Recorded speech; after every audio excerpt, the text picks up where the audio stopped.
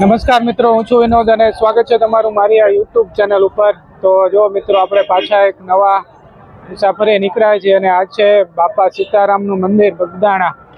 તો મિત્રો, આપણે બગદાણા પહોંચી ગયા છીએ। અંદર જઈને તમને બજરંગદાસ બાપાના દર્શન કરાવું છું અને અહીંથી આપણે જવાનું છે મિત્રો મહુવા સાઈડ। અને તો બન્યા રહેજો વિડીયોની અંદર।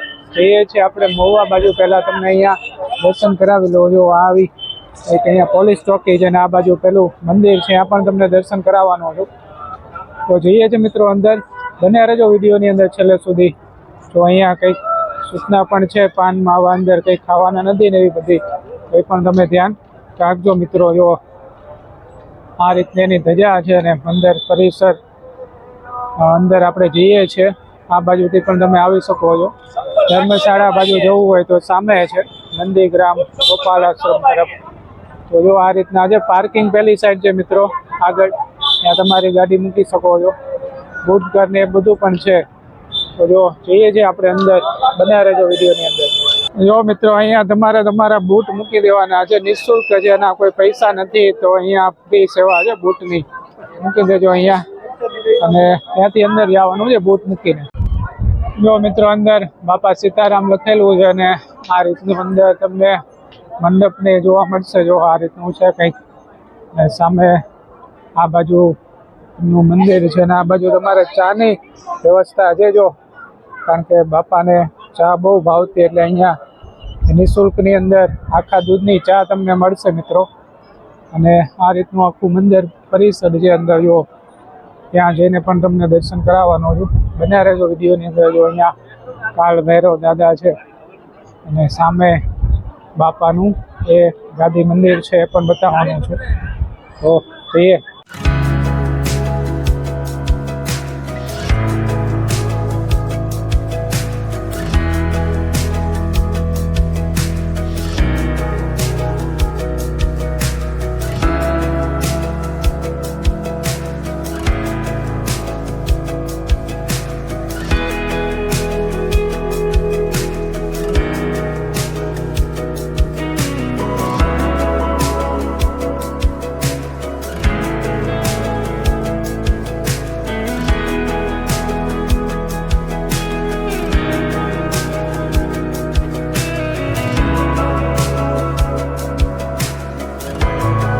જો મિત્રો, આ આરસમાનું આખું બજરંગદાસ બાપાનું મંદિર છે। જો અહીંયા આ રીતનું છે, અંદરથી તમને બતાવવું છે ને।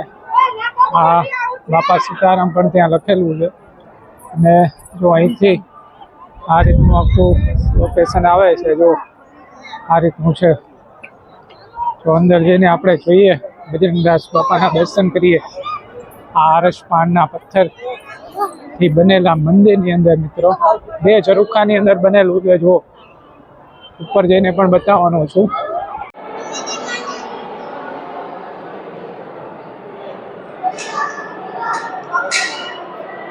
તો મિત્રો, જો આ રીતના આપણે બીજા માળે અહીંથી જવાનું હોય છે, અહીંથી ઉપર નીચે દર્શન કર્યા ત્યાંથી। તો આ રીતના સીડીઓ છે ને અહીંથી આપણે બીજા માળે પહોંચી જાવીએ છીએ। જો અહીંથી આ બીજો માળ છે મિત્રો। જો આ રીતનો ઉપર ગુંબજ છે ને આ નીચેનો માળ છે। અહીંથી આપણે ઉપર આવ્યા છીએ। તો જો આ રીતનું છે। અહીંયા ઉપર પણ મંદિર, અહીંયા શ્રીરામ ભગવાનની અહીંયા છે। જો એ પણ તમને બતાવું। એ પહેલાં હનુમાનજીના દર્શન આપણે કરી લઈએ અહીંયા। જો રામ લખન જાનકી જય બોલો હનુમાન કી। અને જો મિત્રો, અહીંયા જય શ્રીરામ ભગવાન।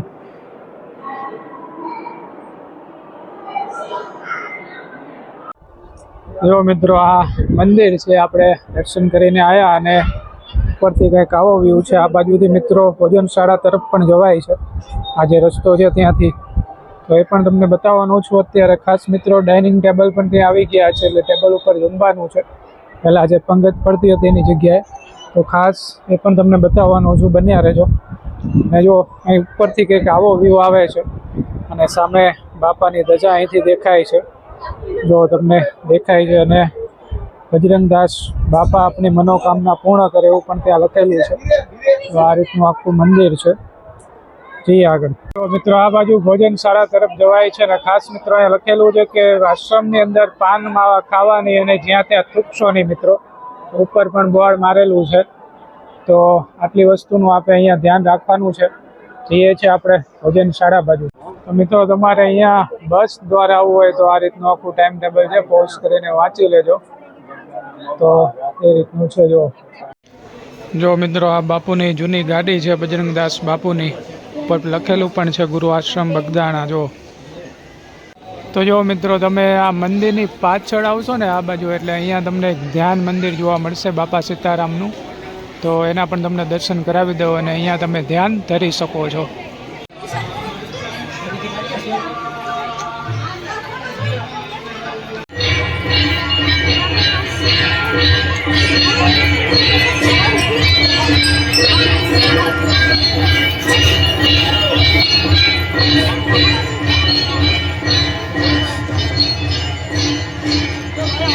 તો જો મિત્રો આ રીતના અહીંયા ડાઇનિંગ ટેબલની વ્યવસ્થા થઈ ગઈ છે અત્યારે. ત્યાં આપણે તમને બતાવું છું. એ પણ આની ઉપર બેસીને આપણે જમવાનું છે મિત્રો. જો અને જમવાનું અહીંયા શું છે પ્રસાદીમાં એ પણ તમને બતાવીશ, વ્યવસ્થા પણ બતાવીશ. બન્યા રહેજો.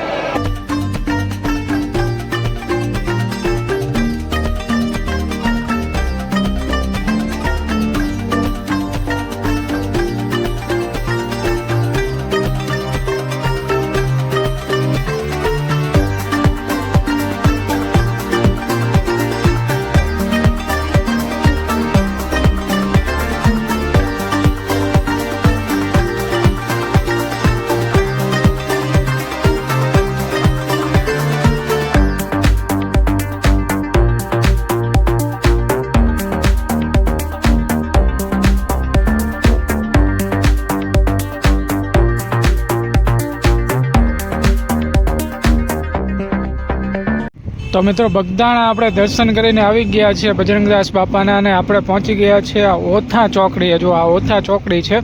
તમે આ બગદાણાથી આવશો એટલે આ બાજુ ઓથા ચોકડી આવશો એટલે અહીંયાથી આમ સીધો આ રોડ જાય છે મહુવા બાજુ અને આમ ભાવનગર બાજુ. તો મિત્રો તમારે જો મહુવા જવું હોય તો આ બાજુ જતા રહેજો, આ જે નાળું છે ત્યાંથી થઈને, નહીંતર આમ સીધા ભાવનગર જશે મિત્રો.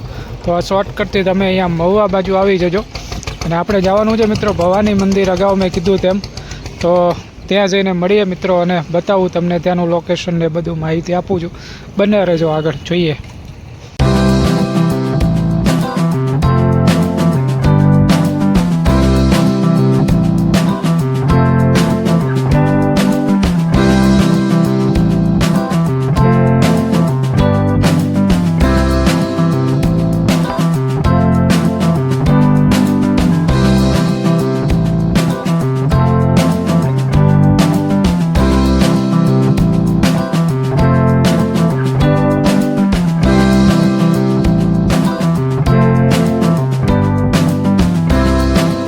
તો જો મિત્રો આપણે પહોંચી ગયા છીએ આ મહુવાની અંદર.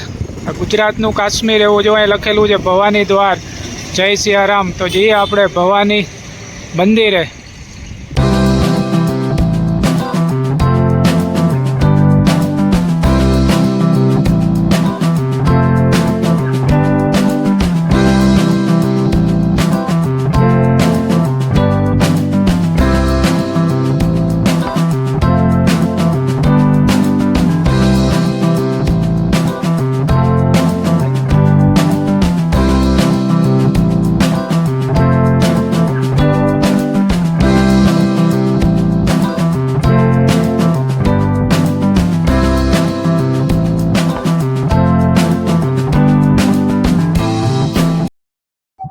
તો જો મિત્રો પહોંચી ગયા આપણે આ જય ભવાની કુંતનપુર સુરભી ગ્રુપ મહુવાની અંદર. આવો કંઈક ગેટ છે આપણે આ ભવાની મંદિરનું, લખેલું છે જય ભવાની. એનું ક્ષેત્ર પણ ચાલુ છે જો મિત્રો બતાવેલું છે. અને આ રીતની કંઈક બજાર છે જો અહીંની, અને સામે જે દેખાય છે જય ભવાનીનું મંદિર છે. બતાવું તમને. જો આ રીતનું આખી બજાર છે અહીંની, અને આવું છે. તો ત્યાં સામે માં લખેલું છે, ત્યાંથી મુખ્ય મંદિર છે, એની પાછળ આખો દરિયો છે. જઈએ છીએ આગળ આપણે, જો અહીંથી આગળ. તો જો આપણે મુખ્ય મંદિર પાસે પહોંચી ગયા. આ છે જય ભવાની માતાજીનું મંદિર. અંદર જઈને દર્શન કરાવું તમને. જો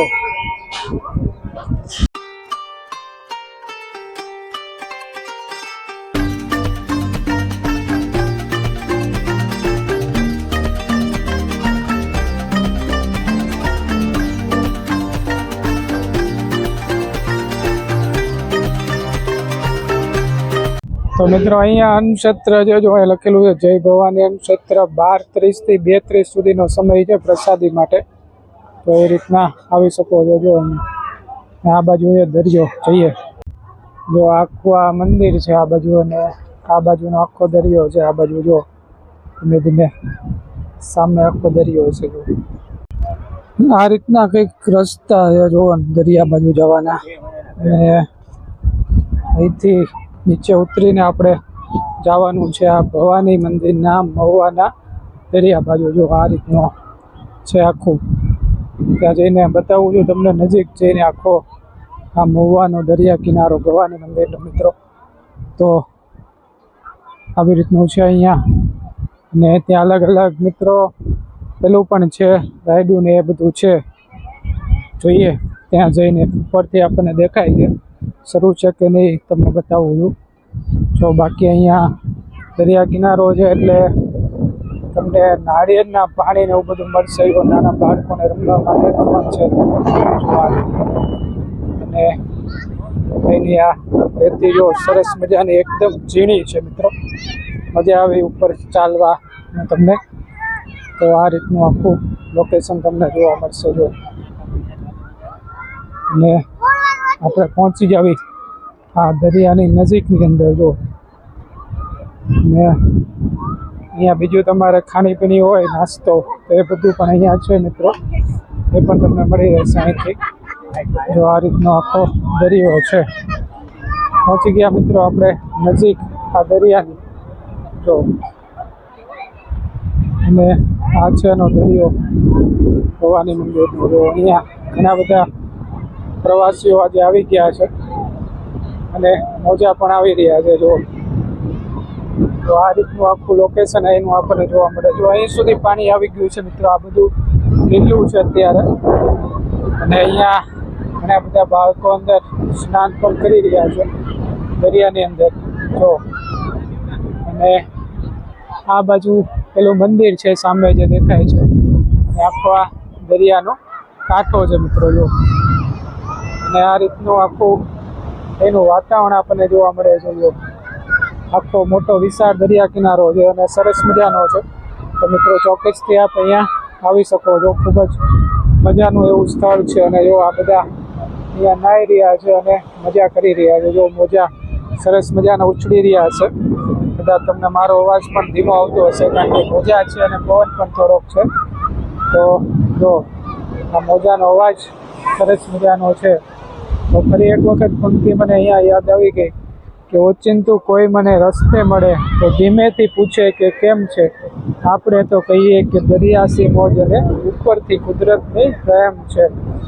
તો મિત્રો દરિયા કિનારે જ્યારે હું જાઉં છું ત્યારે ખૂબ જ મજા આવે છે. એટલા માટે તમે મારા મોટાભાગના વ્લોગ આ દરિયા કિનારે જોયા હશે.